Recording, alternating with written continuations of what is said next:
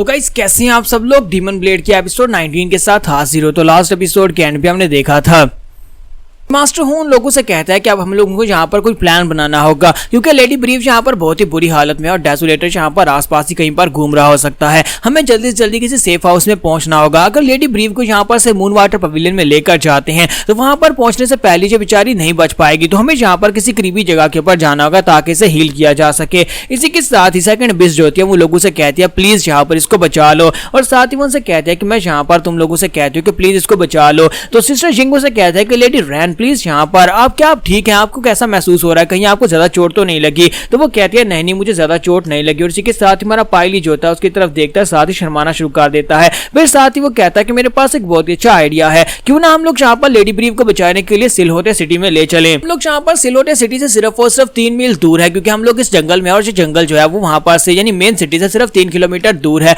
और ये हमें सबसे ज्यादा करीब भी है। हम लोग वहां पर जाकर सेकंड मैनेजर रैन से बात कर सकते हैं। अगर हम लोग सेकंड मैनेजर हैरन से जाकर बात करेंगे तो वो लेडी ब्रीव की मदद जरूर करेंगी। सिर्फ इतना ही नहीं है, मुझे लगता है कि वो यहाँ पर डीमन ब्लेड से निमटने भी हमारा साथ जरूर देंगे और यहाँ पर इस डीमन ब्लेड को भी तो ठिकाने लगाना है, साथ ही मास्टर वी की डेड बॉडी को भी ठिकाने लगाना है, तो वो सब कुछ वो काम कर देंगी। हालांकि वहाँ पर सेकंड लेडी हैरन जो है वो तो काफी ज्यादा अच्छी है, लेकिन वहाँ का जो यंग ड्यूक है वो बहुत ज्यादा बुरा है। यानी कि ड्यूक का यंग मास्टर यानी उसका जो बेटा है वो बहुत ही कमीना इंसान है, वो बिल्कुल भी फ्रेंडली नहीं है। हमें यहाँ पर उससे दूर ही रहना होगा। फिलहाल की सिचुएशन में मुझे लगता है हमें डायरेक्टली मिस हैरन के पास जाना चाहिए, क्योंकि हम लोग डायरेक्टली मिस हैरन के पास नहीं गए और कोई और वहां पर बीच में पड़ गया तो फिर हमारे लिए काफी ज्यादा मुश्किल हो जाएगा। तो मास्टर उसकी बात सुनने के बाद कहता है तो फिर ठीक है चलो सिलहोटे सिटी में ही चलते हैं। वहां पर जाने के बाद ही हमारे पास यहाँ पर इसको बचाने के कोई चांसेस होंगे। फिलहाल तो हमारे पास और कोई चॉइस भी नहीं है। तो मास्टर वो कहता है कि अब जबकि मैंने यहाँ पर तुम्हारा साथ दिया तो फिर मैं भी वहां पर तुम्हारे साथ ही चलूंगा। तो पायली से कहता है कि पायली जल्दी जाओ, जाकर कुछ लकड़ियां इकट्ठी करके लाओ ताकि हम लोग यहाँ पर स्ट्रेचर्स बना सकें,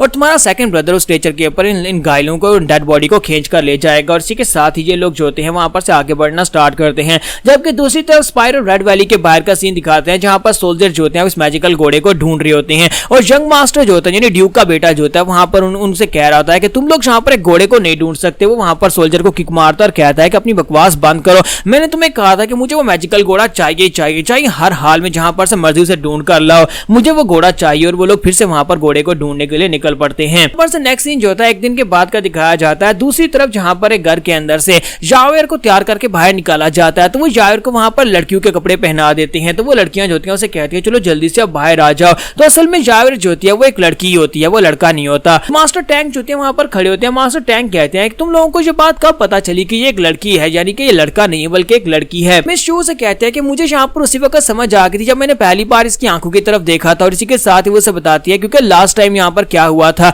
जब मास्टर वी जो थे वो यहाँ पर डेसोलेटर का पीछा करते वहां पर से निकल गए थे, और मास्टर लू जो थे वो अपने बेटे के पीछे वहां पर से निकल गए थे। तो उसके बाद मो शैंजी वहीं पर था। मो शैंजी और जावेर इन दोनों की कस्टडी लू फैमिली के लोग मांग रहे थे। तो वो कहते हैं कि हमें यहाँ पर इन दोनों की कस्टडी चाहिए, क्योंकि ये दोनों यहाँ पर यंग मास्टर लू के साथ मिलाविस और साथ इनको इन्वेस्टिगेट करने के लिए लू फैमिली इनको लेकर जाएगी। जबकि हमारी फर्स्ट बैच उसे कहते हैं कि मास्टर गू मुझे लगता है कि आपको यहाँ पर इस बच्चे को तो यहाँ पर छोड़ देना चाहिए, क्योंकि यहाँ पर अगर कुछ सेटल करना है तो बड़ू में सेटल करना चाहिए, बच्चों को इस सब में लाने की जरूरत नहीं है। और ऊपर से ये बच्चा काफी ज्यादा डरा हुआ है, मुझे लगता है कि इस बच्चे को हमारे साथ चलना चाहिए। हम लोग अपनी मून वाटर पवेलियन में इस बच्चे को अपने साथ लेकर जाएंगे। जबकि मास्टर टैंग उनसे कहते हैं कि और यहाँ पर रही बात मो शैंजी की, तो मो शैंजी हमारे साथ जाएगा, क्योंकि ग्रैंड मास्टर शाह को इससे बहुत सारे सवाल पूछने होंगे, क्योंकि इसने डीमन ब्लेड्स को डायरेक्टली कन्फ्रंट किया और साथ ही यहाँ पर डीमन ब्लेड के कंट्रोल में भी था। इसी वजह से यहाँ पर हम लोग इसे अपने साथ लेकर जाएंगे। तो प्रीस्ट गूच होता है, उस बेचारे को वहां पर से कुछ भी नहीं मिल रहा था। फिर साथ ही वहां पर वो बात बनाता है और कहता है कि अब जबकि यहाँ पर मून वाटर पवेलियन के अंदर सारी की सारी लड़कियां हैं,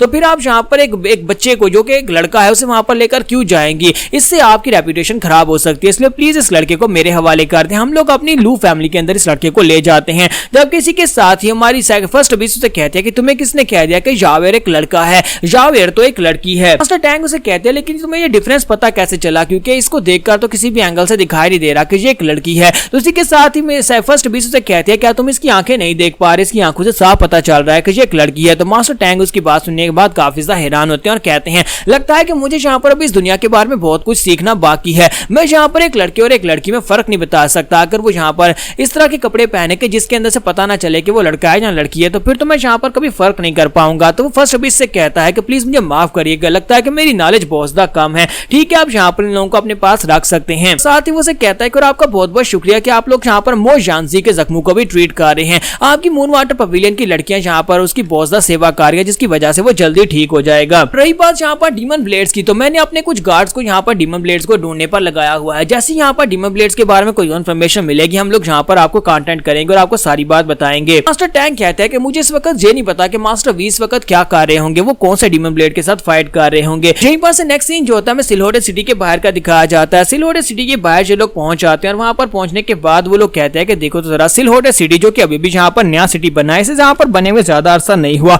लेकिन फिर भी यहाँ पर टॉप क्लास के सिटीज की बराबरी करता है। मास्टर हु से कहते हैं कि हम लोग यहाँ पर कोई चोर तो नहीं है, फिर हम लोग यहाँ पर बैक गेट से अंदर क्यों एंटर हो रहे हैं जबकि हम लोग फ्रंट डोर से भी अंदर जा सकते हैं। तुम्हारा पायली उनसे कहता है कि असल बात यह है कि मैं यहाँ पर कोई बहुत ही बड़ा ऑफिसर नहीं हूँ, बल्कि बस एक छोटा सा जूनियर डिसाइपल हूँ। इसी वजह से हमें यहाँ पर यहीं पर से एंटर होना होगा, क्योंकि अगर दूसरे लोगों ने यहाँ पर देख लिया और मेरे पास डीमन ब्लेड भी है तो वहां पर काफी ज्यादा हल्ला गुल्ला हो जाएगा और हम लोग सीधा सेकंड मैनेजर के साथ नहीं मिल पाएंगे, हम लोग मिस हेरन से नहीं मिल पाएंगे। यहाँ पर दरवाजे के ऊपर जो गार्ड होता है उसे कहता है कि पायली तो तुम वापस आ ही गए, तुम्हारे साथ क्या हुआ और जो सभी लोग कौन है। तो पायली उसे कहता है कि ब्रदर ही प्लीज यहाँ पर मेरी मदद करो, ये एक बहुत ही लंबी स्टोरी है, क्या तुम मैनेजर हेरन को इस बारे में जाकर बता सकते हो, ये एक बहुत ही अर्जेंट मैटर है। मैं यहाँ पर अपने साथ वाटर पवेलियन की सेकंड यंग मिस और साथ में ब्रदर हु को लेकर आया हूँ। तो ब्रदर ही उसे कहता है कि तुम्हें अच्छी तरह से रूल्स के बारे में पता है कि यहाँ पर क्या रूल्स हैं, तुम अपने साथ आउटसाइडर्स को लेकर आए हो, अगर आउटसाइडर्स को लेकर आए हो तो फिर मुझे जाकर अपने हेड को बताना होगा, यानी कि अपने चीफ को बताना होगा और वही यहाँ पर आकर फैसला करेगा कि तुम लोग अंदर एंटर हो सकते हो या नहीं। तुम्हारा पायली उसे कहता है कि प्लीज प्लीज मेरा बस एक काम कर दो, जाकर रिज्यू को इस बारे में बता दो,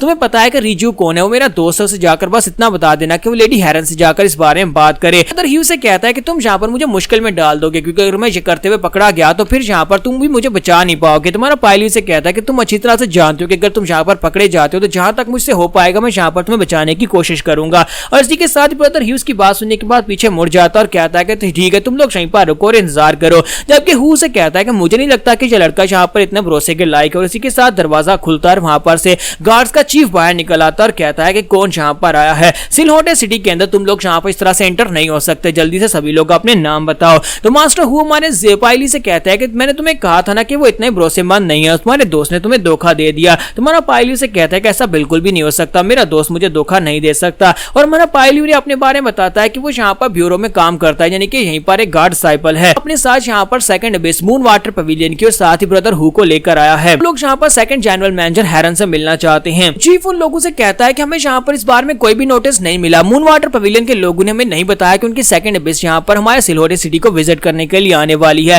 फिर साथ ही वो कहता है कि अब यहाँ पर तुम्हारे पास ये जंगली घोड़ा कहाँ पर से आया, इस घोड़े को तो हमारा ड्यूक ढूंढ रहा है, हमारे यंग ड्यूक इस घोड़े को ढूंढ रहे हैं। साथ ही वो यहाँ पर ब्रदर हु की तरफ इशारा करते हुए कहता है कि ये जंगली बंदा कौन है, ये शक्ल से यहाँ पर बहुत ज्यादा सस्पिशियस दिखाई देता है, क्या इस बंदे ने यहाँ पर इस घोड़े को चोरी किया है। तो ब्रदर हु से कहता है कि बकवास आदमी, तुम्हें यहाँ पर और लोग दिखाई नहीं दे रहे क्या, सिर्फ और सिर्फ मैं तुम्हें यहाँ पर सस्पिशियस दिखाई दे रहा हूँ। जबकि हमारा पायली और दोनों लड़कियां जो होती हैं उसकी तरफ घूर घूर कर देख रही होती है, जैसे कि वही यहाँ पर सबसे ज्यादा सस्पिशियस दिखाई दे रहा हो। उसी के साथ ही ब्रदर हु जो होता है वहां पर सोल्जर्स के साथ काफी रिस्पेक्ट से बात करना स्टार्ट करता है और उनसे कहता है कि इस घोड़े का कोई मालिक नहीं है, ये खुद अपना मालिक है, जहाँ पर अपनी मर्जी के साथ जिसके साथ रहना चाहे उसके साथ रहता है। मैं इसे यहाँ पर एक बहुत ही खास सिटी से लेकर आया जो कि नॉर्थ वेस्ट की तरफ है, तो तुम लोग यहाँ पर इसको कंट्रोल कर सकते हो तो फिर कंट्रोल कर लो, मैं यहाँ पर इस बारे में कुछ भी नहीं कह सकता। सोल्जर उसकी बात सुनने के बाद कहता है कि घोड़ा जिसका कोई ओनर नहीं है, इसका मतलब यह है कि ये सिलहोटे सिटी की प्रॉपर्टी है। अब हम लोग यहाँ पर सिलहोटे सिटी के लोग जहाँ पर इस घोड़े को रख लेंगे और जाकर ड्यू को गिफ्ट में देंगे। यहाँ पर हम लोग अपने एपिसोड 19 का एंड करेंगे। नेक्स्ट एपिसोड में देखेंगे कि अब आगे यहाँ पर क्या होने वाला है, क्या ये लोग यहाँ पर सेकंड जनरल मैनेजर हेरन से मिल पाएंगे